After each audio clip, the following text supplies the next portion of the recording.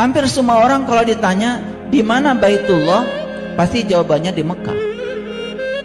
Padahal Allah sendiri yang mengatakan aku bersamamu, bahkan lebih dekat daripada urat nadi lehermu. Coba kalau pakai asas keilmuan, kok Allahnya dekat di sini tapi rumahnya jauh. Tapi kita juga tentu tidak boleh menyalahkan rumah yang di sana.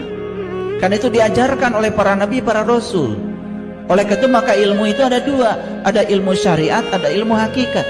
Simbolisasinya di sana, hakikatnya di sini. Maka berulang kali kita pergi ke sana, kalau belum pernah menitip ke sini, kita tidak mengerti semua yang ada di sana. Tidak akan mengerti. Mengapa tawaf itu 7 putaran? Mengapa sa'i itu bolak-balik Safa dan Marwah itu 7 kali? Mengapa untuk melempar jumrah itu harus mengumpulkan 7 batu? Mengapa tawaf itu dimulai dari Hajar Aswad?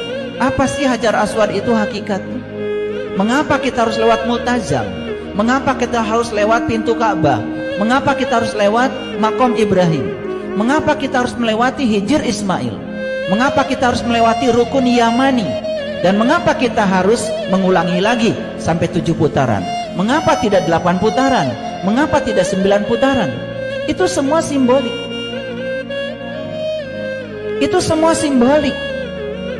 Itu artinya di semua tanda-tanda itu ada pesan yang harus kita terjemahkan untuk meniti ke dalam diri agar kita menemukan Baitullah yang sesungguhnya. Itu sebabnya belajar agama itu harus lengkap. Syariatnya harus dapat, thariqatnya harus dapat, hakikatnya harus dapat, ma'rifatnya harus dapat.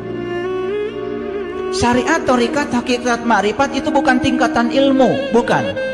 Dan ma'rifat bukan ilmu yang tertinggi. Justru kata Rasulullah, ma'rifat itu awalnya ilmu. Maka Rasulullah bersabda, awaluddin ma'rifatullahi ta'ala wa rasulih.